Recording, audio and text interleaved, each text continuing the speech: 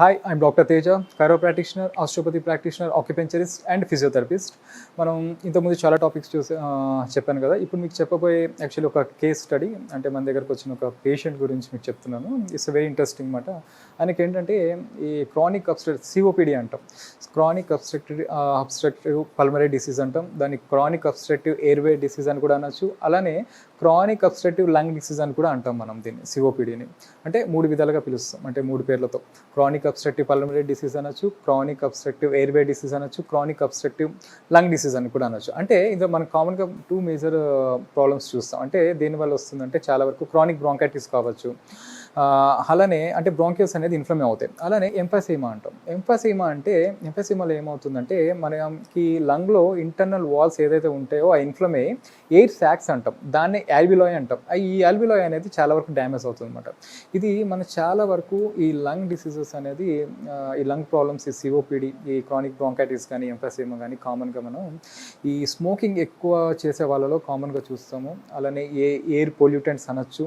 అలానే bacterial infections చూస్తే మనము ఇన్ఫ్లుయెంజా కావచ్చు, అలానే స్ట్రెప్టోకోకస్ న్యూమోనియా కావచ్చు, అలానే వైరల్ మనకి రైనో వైరసెస్ కానీ, ఈవెన్ కరోనా వైరస్ కానీ, దీనివల్ల కూడా మనకి చాలా వరకు ఆఫ్టర్ కోవిడ్ తర్వాత కూడా ఈవెన్ లంగ్ ఇన్ఫెక్షన్స్లో కూడా మనకి చాలా వరకు డ్యామేజ్ అవ్వడం జరుగుతుంటుంది అనమాట.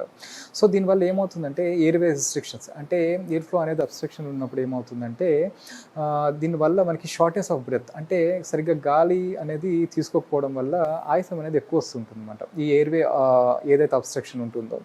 సో దాంతోపాటు ఏమవుతుందంటే కొంచెం ఈ గిడ్డినెస్ కూడా ఉంటుంది మనకి చాలా వరకు, ఎందుకంటే ఆక్సిజన్ లెవెల్స్ ఎప్పుడైనా కొంచెం లో అయినప్పుడు మనకి గిడ్డినెస్ అనేది కామన్గా చూస్తుంటాము. సో అదొకటి చూస్తుంటాము. ఇంకొకటి ఏంటంటే ఇందులో కామన్గా ఈ సిఓపిడి కేసెస్లో బీపీ కూడా కొంచెం ఫ్లక్చువేషన్స్ ఉంటాయి, అంటే హై బ్లడ్ ప్రెషర్ ఉండే అవకాశాలు చాలా వరకు ఉంటాయి చాలా మందిలో. ఇందులో చాలా వరకు ఈ డిసీజ్ దీంట్లో మనం కామన్గా చూస్తుంది యాంగ్జైటీ కూడా చాలా వరకు అంటే ఈ పర్సన్స్లో చాలా వరకు యాంగ్షియస్గా ఉంటారు, మనకి డిప్రెషన్ కూడా ఎక్కువ ఉంటుంది అండ్ హై బ్లడ్ ప్రెషర్ ఎక్కువ ఉంటుంది. దీంతోపాటు అదర్ హెల్త్ డిసీజెస్ కూడా వచ్చే అవకాశం చాలా వరకు ఉంటుంది అన్నమాట. ఈవెన్ నర్వస్ సిస్టమ్ ప్రాబ్లమ్స్ కానీ, ఈ మస్కులోస్కెలిటల్ ఇష్యూస్ కానీ. ఇప్పుడు వచ్చిన కేసు ఏంటంటే ఈయనకి క్రానిక్ బ్రాంకైటిస్, దీనివల్ల ఏమవుతుందంటే ఈయనకి కంటిన్యూస్గా కాఫ్ ఒకటి, దాంతోపాటు అలానే మ్యూకస్ అంటాం, ఈ అంటే దగ్గినప్పుడు ఈ తెముడు అనేది బయటికి రావడం, ఈ సిఓపిడిలో క్రానిక్ బ్రాంకైటిస్తో పాటు దాంతోపాటు గ్యాస్ట్రిక్ ఇష్యూస్ అన్నమాట.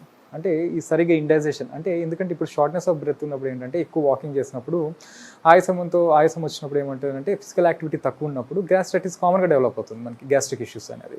సో గ్యాస్ట్రైటిస్ డెవలప్ అవుతే మనకి ఇంతకుముందు ఆల్మోస్ట్ చాలా వీడియోస్లో చెప్పాను, ఈవెన్ B12 డెఫిషియన్సీస్ కానీ, విటమిన్ డెఫిషియన్సీస్ కానీ, కాల్షియం కానీ, ఇవన్నీ మనకి లో అయినప్పుడు బోన్స్ వీక్ అయితే కామన్గా డిస్క్ బల్జెస్ మల్టిపుల్, అంటే బ్యాక్ నెక్ పెయిన్ కామన్గా వచ్చేస్తాయి.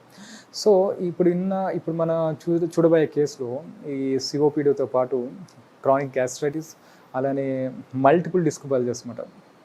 ఈవెన్ నెక్లో కానీ, even lumbar spine, even dorsal స్పైన్లో కూడా, ఈవెన్ D4 అండ్ D5లో కూడా డిస్క్ బల్జ్ అనేది ఉండడం జరిగింది.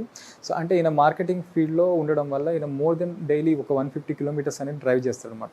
సో ఆయన చెప్పడం, ఆయన కేస్ హిస్టరీ. అలానే మన MRIs ఎక్స్రేస్ చూసినప్పుడు number of multiple disc bulges చూసాము. అలానే దాంతోపాటు ఈ గ్యాస్ట్రైటిస్, అలానే ఈయన రిపోర్ట్స్ ఇంతకుముందు హిస్టరీ తీసుకున్నప్పుడు చాలా వరకు ఈయనకి ఒకసారి న్యూమోనియా అనేది కూడా వచ్చింది. దాంతోపాటు మేబీ ఎయిర్ పొల్యూషన్ వల్ల కూడా కావచ్చు, ఈ బ్రాంకియల్స్ ఇన్ఫ్లమేషన్ వల్ల ఎక్స్పెక్టరేషన్ అంటాం, ఈ మ్యూకస్ అనేది కూడా ఎక్కువ వస్తుంది మనకి. ఇంతకుముందు ఆయన చెప్పిన కంప్లైంట్స్లో ఏంటంటే ఎక్కువ కాఫ్ రావడం వల్ల, అంటే అది ఎంత సివియర్గా ఉండేదంటే ఈవెన్ బ్లడ్ కూడా వచ్చేదంట, అంటే ఈవెన్ న్యూమోనియా వచ్చినప్పుడు ఎక్కువ కాఫ్, అంటే బాగా సిక్. సో ఈ మల్టిపుల్ కాంప్లికేషన్స్తో మన దగ్గరికి ఈ ప్రాబ్లం అనేది, అంటే ఈ ప్రాబ్లంతో వచ్చారు. సో మనం దీన్ని ఎలా ట్రీట్ చేస్తామంటే యాజ్ యూజువల్గా మనం చేసేది ఏంటంటే ఫస్ట్ ఈ సిఓపిడి, ఈ లంగ్ దానికి ఏం చేస్తామంటే మనం ఇప్పుడు ఫిజియోవైజ్గా చూస్తే అంటే అందరికీ అన్ని బ్రీతింగ్ ఎక్సర్సైజెస్ నాట్ సూటబుల్ అండి. ఎందుకంటే దీంట్లో ఎక్కువ మన బ్రీతింగ్ ఎక్సర్సైజెస్ మనం చేసినప్పుడు హై బ్లడ్ ప్రెషర్, అంటే బ్లడ్ ప్రెషర్ ఎక్కువ అయ్యే అవకాశాలు కూడా ఉంటాయి, అంటే pulse rate up and down కూడా కావచ్చు మనకి. సో ఏది సూటబుల్ అవుతుందని చూడొచ్చు. సో నేను ఇక్కడ కొన్ని బ్రీతింగ్ ఎక్సర్సైజెస్ చేసినప్పుడు ఆయనకి ఈ ప్రాబ్లం అనేది, అంటే ఈ బ్లడ్ ప్రెషర్ అనేది ఎక్కువ అవడం జరిగింది. సో నేను ఏం చేశానంటే దానికి ఆల్టర్నేట్గా ఆస్టియోపతి ట్రీట్మెంట్ ఉంటుంది. ఆస్టియోపతి ట్రీట్మెంట్లో హెపాటిక్ పంప్స్ కానీ, స్ప్లీన్ పంప్స్ కానీ, దానికి సరిపడే అండ్ మనకి లంగ్స్ సరిపడే దీని ట్రీట్మెంట్స్ ఉంటాయన్నమాట ఆస్టియోపతిలో. ఆ ట్రీట్మెంట్స్ ఇచ్చినప్పుడు చాలా వరకు ఇంక 20 డేస్లోనే ఈ మ్యూకస్ తగ్గడం స్టార్ట్ అయ్యి ఈ షార్ట్నెస్ ఆఫ్ బ్రెత్ కూడా చాలా వరకు సిమ్టమ్స్ అనేది తగ్గడం స్టార్ట్ అయింది. అలానే ఈ గ్యాస్ట్రైటిస్ కూడా మనం గ్యాస్ట్రైటిస్కి ఆస్టియోపతి ట్రీట్మెంట్లోనే మన గ్యాస్ట్రైటిస్ కూడా చాలా వరకు కంట్రోల్ అయింది. దీనికి సపోర్ట్ ఇస్తూ మనం ఆక్యుపెంచర్ యాడ్ చేయాలి. ఆక్యుపెంచర్లో కూడా మనకి చాలా రకాలుగా ఉంటాయి. తుంగ్స్ ఆక్యుపెంచర్ అంటాము, అలానే కన్వెన్షనల్ థెరపీ అంటాము.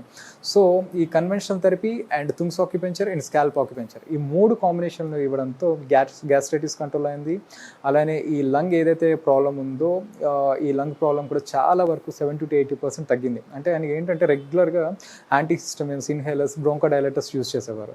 సో మన దగ్గర వన్స్ ట్రీట్మెంట్ స్టార్ట్ చేసిన 20 డేస్ తర్వాత వెళ్తే ఈవెన్ ఆయనకి ఏదైతే ఉందో ఈ ఇన్హేలర్ యూసేజ్ తగ్గింది అండ్ స్టిరాయిడ్స్ కూడా వాడుతూనే వచ్చాడనమాట. మనకి ఈ స్టిరాయిడ్స్ కంప్లీట్గా ఆపేశారు, అంటే అవసరం లేదని చెప్పి, ఎందుకంటే చాలా వరకు క్యూర్ అవడంతో ఈ స్టిరాయిడ్స్ ఆపేయడం జరిగింది. ఇంకా ఈ బ్రోంకోడైలేటర్స్ ఆపేశారు. అలానే ఈ యాంటీహిస్టమిన్స్ కూడా ఈ డోసెస్ అనేది తగ్గించడం జరిగింది అనమాట మన దగ్గరకు వచ్చిన తర్వాత. వన్స్ ఈ లంగ్ అనేది అంటే ఈయనకి ఇంతకుముందు అట్లీస్ట్ ఒక 50 స్టెప్స్ నడగానే ఆయాసం వచ్చి కూర్చుని పోయేవాడు. ఇప్పుడు ఈవెన్ మన దగ్గర ట్రీట్మెంట్ స్టార్ట్ చేసిన తర్వాత ఇది 20th డే.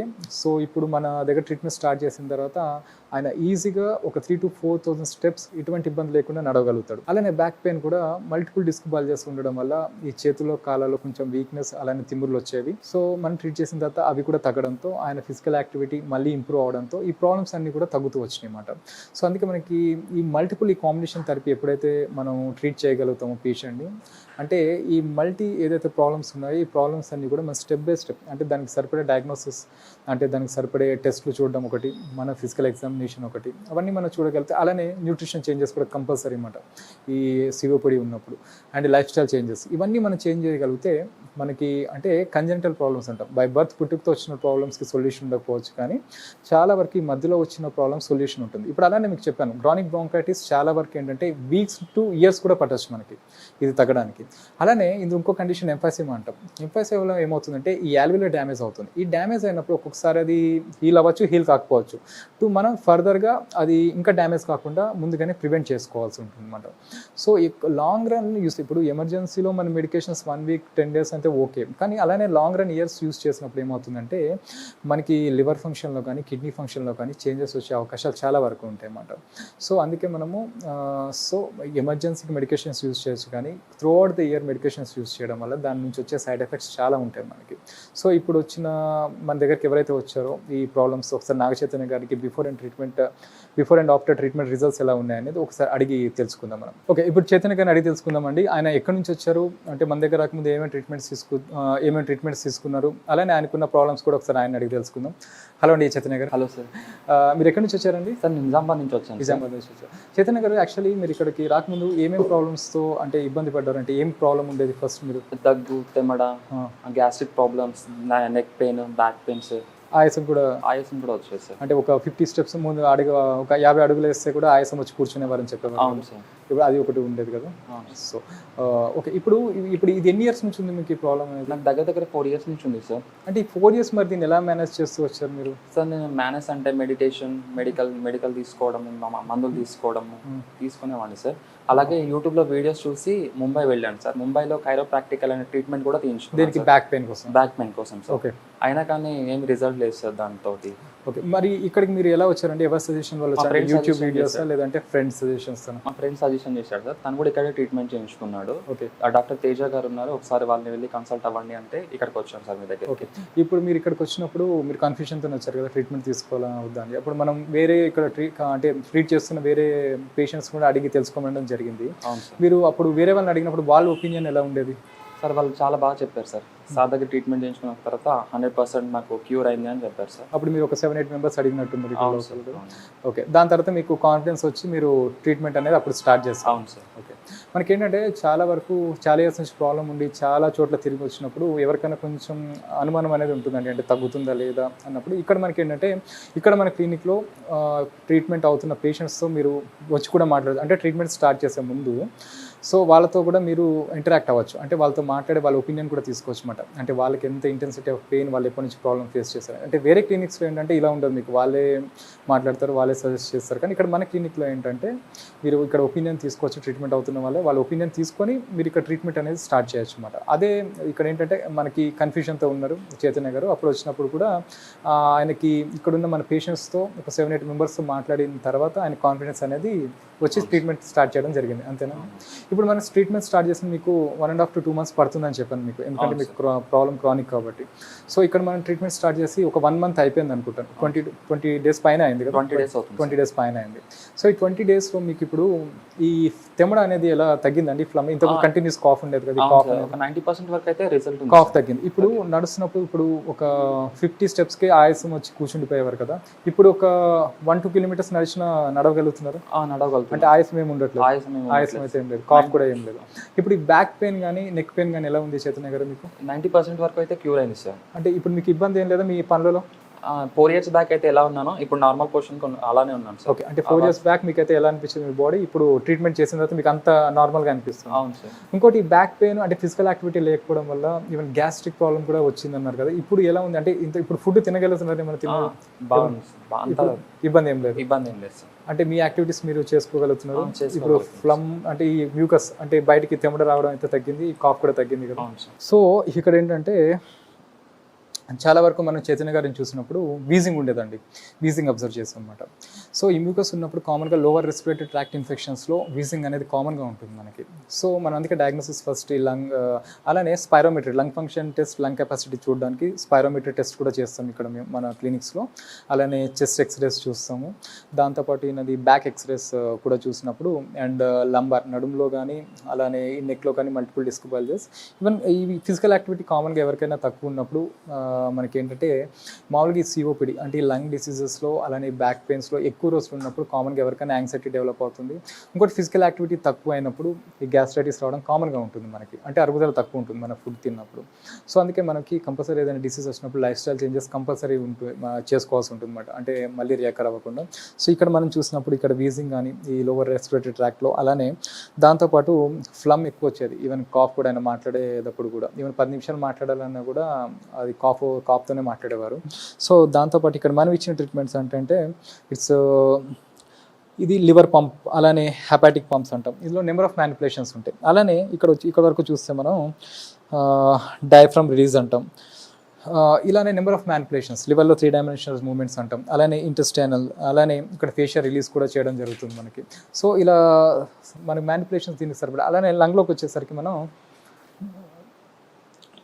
ఒకసారి బ్రీత్ తీసుకోండి, వదిలేయండి, మళ్ళీ బ్రీత్ తీసుకోండి, వదిలేయండి, మళ్ళీ బ్రీత్ తీసుకోండి. జస్ట్ అంటే ఇలాంటి మ్యానిపులేషన్స్ ఉంటాయి అన్నమాట మనకి ఆస్టియోపతిలో. సో ఇలాంటి లంగ్ ఎక్సర్సైజెస్ ఉంటాయి. అంటే ఇందులో ఇంకొకటి మనం లంగ్ ఎక్సర్సైజెస్, ఈ బ్రీతింగ్ ఎక్సర్సైజెస్ చేస్తున్నప్పుడు, ఈ థెరపీస్ ఇస్తున్నప్పుడు కూడా బీపీ కూడా మానిటర్ చేస్తాం. అంటే బీపీ ఏమైనా పెరుగుతుందా లేకుంటే లో అవుతుందా అది కూడా చెక్ చేసుకోవాల్సి ఉంటుంది. ఎందుకంటే పర్సన్ సడన్గా ఒక్కొక్కసారి ఈ లంగ్ డిసీజెస్లో oxygen levels up and down అయినప్పుడు పడిపోవడం జరుగుతుంటుంది అనమాట. సో అలానే pulse oximeter and BP monitor, ఒక బీపీ కూడా మానిటర్ చేస్తూనే మనం ఈ లంగ్ ఎక్సర్సైజెస్, దీంతోపాటు మనం ఇక్కడ ఆక్యుపెంచర్ ట్రీట్మెంట్ కూడా, అంటే కన్వెన్షనల్ బ్యాలెన్స్ మెథడ్ అంటాం. ఈ ఆక్యుపెంచర్లో చాలా టైప్స్ ఉంటాయి మనకి ఏదైతే ప్రాబ్లం ఉందో దానికి సరిపడే మెథడ్ మనం యూస్ చేసినప్పుడు రిజల్ట్స్ కూడా బాగుంటాయి అన్నమాట. సో నేను ఇక్కడ ఇచ్చింది ఏంటంటే ఈయనకి స్కాల్ప్ ఆక్యుపెంచర్ అంటాం. ఇక్కడ తల మీద నీడిల్స్ అనేది ప్లేస్ చేస్తాం. కన్వెన్షనల్ థెరపీలో ఎలా ఉంటుందంటే మనకి నీడిల్స్ అనేది right hand and left leg అంటే ఆపోజిట్గా ఇస్తాం అన్నమాట, అంటే ఎనర్జీస్ బ్యాలెన్స్ చేయడం కోసం. సో ఇలానే తుంగ్స్ ఆక్యుపెంచర్ అంటాం. ఇలానే మనకి different types of acupuncture methods అనేది ఈ లంగ్కి, అలానే మన ఈ మస్కులోస్కెలిటల్ ప్రాబ్లమ్స్ ఉన్నా, నర్వస్ సిస్టమ్ ప్రాబ్లమ్స్ ఉన్నా ఇస్తాం. అంటే ఇక్కడ మనం ఇచ్చింది ఏంటంటే ఆస్టియోపతి ట్రీట్మెంట్ అండ్ అలానే ఆక్యుపెంచర్, ఫిజియోథెరపీ ఎలా ఫర్ బ్యాక్ స్ట్రెంథనింగ్. అంటే ఫిజియోథెరపీ వెంటనే బ్యాక్ స్ట్రెంథనింగ్ అనేది ఎక్సర్సైజెస్ అనేది ఇమీడియట్గా స్టార్ట్ చేయాలి. ఎందుకంటే పెయిన్ ఉన్నప్పుడు ఆల్రెడీ మజిల్స్ ఫ్యాటిక్ అయి ఉంటాయి. మనం ఆ టైంలో మనం ఎక్సర్సైజ్ చేస్తే ఇంకా పెయిన్ ఎగ్రివేట్ అవుతుంది కానీ తగ్గదు. సో పెయిన్ కొంచెం తగ్గిన తర్వాత బ్యాక్ స్ట్రెంథనింగ్ ఎక్సర్సైజెస్ ఫిజియోలో, అలానే మన దగ్గర బెస్ట్ డీకంప్రెషన్ థెరపీస్ మిషన్స్ కూడా ఉంటాయండి. డీకంప్రెషన్ థెరపీ మిషన్స్ యూస్ చేయడం జరిగింది. దాంతోపాటు కైరోప్రాక్టిక్ ట్రీట్మెంట్ ఫర్ బ్యాక్, మనకి ఏదైతే మల్టిపుల్ డిస్క్ బల్జెస్ ఉన్నాయో దానికి కైరోప్రాక్టిక్ ట్రీట్మెంట్ కూడా ఇవ్వడం జరిగింది అనమాట. సో ఇక్కడ ఏంటంటే మన డయాగ్నోసిస్ కరెక్ట్గా తీసుకోకుండా ఇప్పుడు పేషెంట్కి మ్యానిపులేషన్స్ ఇచ్చేస్తే ఆ బోన్ స్ట్రెంత్ సరిగా లేకపోయినా, మజిల్ స్టిఫ్నెస్ ఎక్కువైనా పెయిన్ ఎగ్రివేట్ అయ్యే ఛాన్సెస్ ఉంటాయి అన్నమాట. సో అలానే లైఫ్ స్టైల్ చేంజెస్ కంపల్సరీ చేసుకోవాల్సిందే. లైఫ్ స్టైల్ చేంజెస్ చేసుకోకుండా ఏ ట్రీట్మెంట్ ఇచ్చినా కూడా మళ్ళీ అది రియాకర్ అయిపోతూ ఉంటాయి అన్నమాట. సో అలాగే ఫస్ట్ ఆయనకి వచ్చినప్పుడు మన దగ్గర బ్యాక్ పెయిన్తోనే వచ్చారు, కానీ నేను స్టార్ట్ చేసిన ట్రీట్మెంట్ గ్యాస్ట్రైటిస్ స్టార్ట్ చేశాను. ఎందుకంటే ఇక్కడ నేను గ్యాస్ట్రైటిస్కి ట్రీట్మెంట్ ఇవ్వకపోతే ఏమవుతుందంటే ఈయన తిన్న ఫుడ్ అనేది వంట పట్టదు, విటమిన్స్ అనేది అబ్జర్వ్ కావు, ఆ బోన్స్ అనేది ఇంకా వీకే ఉంటాయి. నేను ఇక్కడ ట్రీట్మెంట్ ఇచ్చి తగ్గిస్తున్నా అది మళ్ళీ ఆ బోన్ పెయిన్స్ అనేది వచ్చేస్తాయి, బల్జెస్ ఈవెన్ తగ్గినప్పటికీ కూడా. సో అందుకే ఫస్ట్ మనం ట్రీట్మెంట్ ఏం చేయాలి, ఫస్ట్ గ్యాస్ట్రైటిస్ నేను ఇక్కడ ట్రీట్ చేయడం జరిగింది. ఈ గ్యాస్ట్రైటిస్కి ఎప్పుడైతే ట్రీట్ చేయడం జరిగిందో ఆయనకి తిన్న ఫుడ్ అనేది బాడీకి వంట పట్టడం జరిగింది, కొంచెం బోన్స్ కూడా స్ట్రాంగ్ అవ్వడం జరిగింది. అంటే ఎందుకంటే మనం వెనక వైపు స్పైనస్ ప్రాసెస్ ఇంతకుముందు చెప్పిన దాంట్లోనే ఎక్కడైతే బోన్ ప్రెస్ చేస్తామో అక్కడ పెయిన్ ఉండేది. ఎప్పుడైతే మన గ్యాస్ట్రైటిస్ తగ్గిందో దానికి ఆ బోన్ పెయిన్ తగ్గిపోయింది. మల్టీ డిస్క్ బల్జెస్ అనేది మనం ట్రీట్మెంట్ చేస్తేనే తగ్గుతుంది అనమాట. సో దానికి మన కైరోప్రాక్టిక్ ట్రీట్మెంట్ ఇచ్చిన తర్వాత డిస్క్ బల్జెస్ కూడా ఆ రేడియేటింగ్ పెయిన్ కూడా తగ్గింది నాకు. సో దాని తర్వాత నేను దీంతోపాటు సైమల్టేనియస్గా ఆస్టియోపత్ అలానే మన ఆక్యుపెన్షనల్ ట్రీట్మెంట్ కూడా ఈ సిఓపిడి ఈ క్రానిక్ బ్రాంకైటిస్కి ఇవ్వడం జరిగింది. ఎప్పుడైతే ఇవ్వడం జరిగింది ఈ బ్రాంకిల్ ఇన్ఫ్లమేషన్ తగ్గింది, ఈ మ్యూకస్ రావడం కూడా ఇప్పుడు ఆగిపోయింది. ఇప్పుడు చూసారు కదా ఇంతసేపు ఉన్నా కూడా కాఫ్ లేదు. సో ఇప్పుడు వాకింగ్లో కూడా డిస్కంఫర్ట్ అనేది లేదు. సో ఏదైతే లైఫ్ స్టైల్ మనం చేంజెస్ చెప్తాము ట్రీట్మెంట్ తర్వాత, అవే చేంజెస్ అనేది ఇంకొక నెక్స్ట్ 1-2 years కూడా వీళ్ళు మెయింటైన్ చేయాల్సి ఉంటుంది. మెయింటైన్ చేస్తే మళ్ళీ రియాకర్ అయ్యే ఛాన్సెస్ చాలా తక్కువ ఉంటాయి అన్నమాట. సో నా ఓల్డ్ వీడియోస్లో మీకు డాక్టర్ తేజస్ కైరోప్రాక్టిక్ అని సెర్చ్ చేస్తే మీకు అందులో ట్రీట్మెంట్ మెథడ్స్ ఉంటాయి. ఈవెన్ లంగ్ మ్యానిపులేషన్స్ ఏమేమి ఇచ్చాము, గ్యాస్ట్రిక్ ఏమేమి ఇచ్చాము, అలానే ఈ బ్యాక్ కైరోప్రాటిక్ మ్యానిపులేషన్స్ ఫర్ ఈ సర్వైకల్ కానీ లంబార్ కానీ మీరు మా ఓల్డ్ వీడియోస్లో చూడొచ్చు. డాక్టర్ తేజస్ కైరోప్రాటిక్ అని సెర్చ్ చేస్తే మీకు ఆ వీడియోస్లో ఈచ్ అండ్ లెవెల్ ఏ లెవెల్లో డిస్క్ ప్రాబ్లం ఉంది దానికి సరిపడే manipulations and basic and advanced manipulations కూడా అందులో మీకు ఇవ్వడం అనేది జరిగింది. సో ఆ మ్యానిపులేషన్స్ మీరు చూడొచ్చు ట్రీట్మెంట్ వీడియోస్లో కూడా. సో అందుకే మేము ఇక్కడ చేసేది ఏంటంటే ట్రీట్మెంట్ స్టార్ట్ చేయకముందు ప్రాబ్లం ఎక్కడ నుంచి ఉంది హిస్టరీ టేకింగ్ అనేది కంపల్సరీ తీసుకుంటాం. ఇవన్నీ ఎక్స్రేస్, ఎంఆర్ఐస్, అలానే ఫిజికల్ ఎగ్జామినేషన్స్ ఇవన్నీ చూసిన తర్వాత ట్రీట్మెంట్ అనేది లైఫ్ స్టైల్ చేంజెస్ ఇవన్నీ మనం చేంజ్ చేసుకున్నప్పుడు మనకి డెఫినెట్గా రిజల్ట్ అనేది ఉంటుందన్నమాట, కంపల్సరీ ఉంటుంది. ఈవెన్ 95% ఈవెన్ లంగ్ డిసీజెస్లో మనకి ఎక్సలెంట్ క్యూర్ రేట్ ఉంటుంది ఈ ట్రీట్మెంట్స్లో. 5% మనం చెప్పలేము ఎందుకంటే క్రానిక్గా డ్యామేజ్ అవుతాయి. బట్ 95% క్రానిక్ అబ్స్ట్రక్టివ్ పల్మనరీ డిసీజెస్లో ఈవెన్ ఎంఫెసిమా కావచ్చు, ఈవెన్ క్రానిక్ బ్రాంకైటిస్ కావచ్చు, అక్యూట్ బ్రాంకైటిస్ కావచ్చు, ఎనీ రిలేటెడ్ లంగ్ డిసీజెస్లో మనకి ఈ ట్రీట్మెంట్స్లో చాలా ఎక్సలెంట్గా ఉంటుంది. అంటే ఇంకొకసారి ఏమైనా థొరాసిక్ అంటే డార్సల్ స్పైన్ ఏమైనా కంప్రెషన్స్ వచ్చినా కూడా మనకి ఎందుకంటే ప్రతి నర్వ్ ఈ ఆర్గన్కి అంటే లంగ్స్ కానీ హార్ట్ కానీ కిడ్నీస్ కానీ ఎక్కడి నుంచైనా మనకి సప్లై అవ్వాలన్నా ఈ స్పైనల్ కార్డ్ నుంచే. సో ఆ స్పైనల్ కార్డ్ కంప్రెషన్స్ ఏమైనా ఉన్నాయో కూడా మనం చూసుకోవాల్సి ఉంటుంది. ఇవన్నీ మనం చూసుకొని ట్రీట్ చేయగలిగితే మళ్ళీ రియాకర్ అయ్యే ఛాన్సెస్ చాలా తక్కువ ఉంటాయండి. చైతన్య గారు ఇప్పుడు మీకు నేను 1.5-2 months పడుతుంది అన్నాను ట్రీట్మెంట్కి. ఏది మన ఈ కాఫ్ కానీ అలానే ఈ ఫ్లమ్ ఈ ఆయాసానికి కానీ ఈ గ్యాస్ట్రిక్ కానీ బ్యాక్ పెయిన్ కానీ ఇప్పుడు మనం ట్రీట్ చేసి 20 days పైన అయింది రైట్, అంటే ఒక 50% అనుకోండి.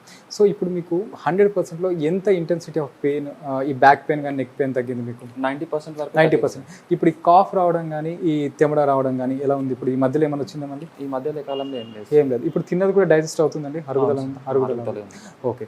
ఇప్పుడు మీకు ఆల్మోస్ట్ ఇప్పుడు ట్రీట్మెంట్ ఇచ్చాం కదా, మళ్ళీ ఇప్పుడు ఈ మధ్యలో ఏమైనా రియాకర్ అయిందా? ఇది అంటే తగ్గుతూ వచ్చింది కానీ మళ్ళీ మొదటికి అంటే మళ్ళీ స్టార్టింగ్కి మళ్ళీ పెరగడం ఏమైనా అయిందా? మళ్ళీ ఏం అనిపించలేదు. అంటే మీకు ట్రీట్మెంట్ చేసుకున్న తర్వాత హ్యాపీగా అనిపిస్తుందా? హ్యాపీగానే. అంటే ఎలా ఉంది బిఫోర్ అండ్ ఆఫ్టర్ ట్రీట్మెంట్ మీకు? చాలా బాగుంది సార్, చాలా బెటర్గానే ఉంది. అంటే మీకు ప్రాబ్లమ్ స్టార్ట్ అవ్వకముందు మీ బాడీ ఎలా అయితే అనిపించిందో ట్రీట్మెంట్ చేసిన తర్వాత ఇప్పుడు ఎలా ఉంది మీకు? 4 years బ్యాక్ అయితే ఎలా ఉన్నానో ఇప్పుడు కూడా అలానే ఉన్నాను సార్. పెయిన్ అయితే లేదు కదా సార్, అప్పుడు ఎలా ఉన్నాను ఇప్పుడు అలానే ఉన్నాను. ఓకే. ఇవంటే ఇప్పుడు ఇంతకుముందు ఆయాసం ఉండదు కదా, ఇప్పుడు లంగ్స్ ఈ చెస్ట్ డిస్కంఫర్ట్ కూడా తగ్గిందా మీకు? కంఫర్ట్గానే ఉన్నాను. కంఫర్ట్గానే ఉంది.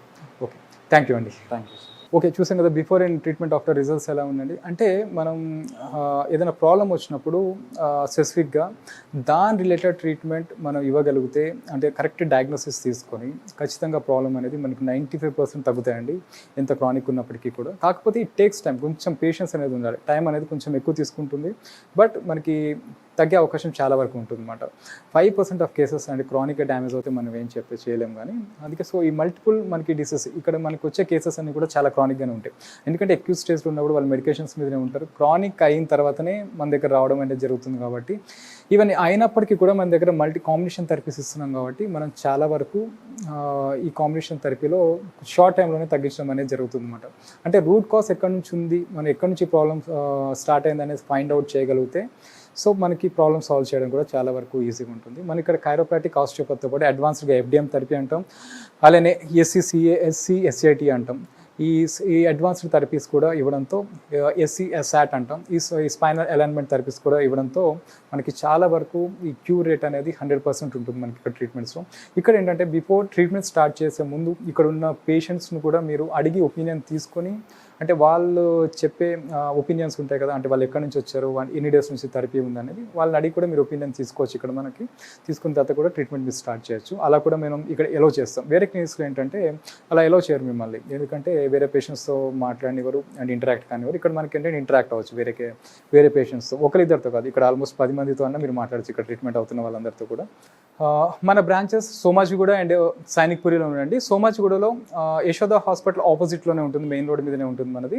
Doctor Tejas spine clear clinic అని ఉంటుంది. మీరు లేదంటే యూట్యూబ్లో సెర్చ్ చేసిన డాక్టర్ తేజాస్ కైరోప్రాక్టిక్ అని మీకు చాలా వీడియోస్ ఉంటాయి, అందులో అడ్రస్లు ఉంటాయి. ఈవెన్ గూగుల్లో సెర్చ్ చేసినా కూడా డాక్టర్ తేజాస్ స్పైన్ కేర్, లేదంటే మెరిడియన్ కైరోప్రాక్టిక్ క్లినిక్ అని సెర్చ్ చేసిన, ఆస్ట్రోపతి క్లినిక్ అని సెర్చ్ చేసినా కూడా మీకు ఈ లొకేషన్స్ కానీ ఇవన్నీ ఉంటాయి. ఎందుకంటే ఒక్కొక్కసారి పేషెంట్స్ చాలా ఉన్నప్పుడు ఫోన్స్ లిఫ్ట్ చేయకపోయినా మీరు గూగుల్లో మన లొకేషన్ ఉంటుంది, మన అడ్రస్ ఉంటుంది. క్లినిక్ మనకి మార్నింగ్ 9 AM నుంచి 9 PM వరకు క్లినిక్ ఓపెనే ఉంటుందండి. ఒకవేళ ఎప్పుడైనా ఫోన్ లిఫ్ట్ చేయకపోయినా మీరు మెసేజ్ పెట్టచ్చు, మేము దాన్ని చూసుకొని మీకు రెస్పాండ్ అవుతాం. సో ఎప్పుడైనా ఒకవేళ రెస్పాండ్ అవ్వకపోయినా క్లినిక్ టైమింగ్స్లో మీరు డైరెక్ట్ కూడా వచ్చి కలవచ్చు మమ్మల్ని. సో ప్రెసెంట్ ఇప్పుడు సోమాజిగూడ అండ్ సైనిక్పురిలో 2 బ్రాంచెస్ మనం ఉన్నాయి. మీకు అవైలబిలిటీ బట్టి అక్కడికి రావచ్చు మీరు. థ్యాంక్ యూ వెరీ మచ్ అండి.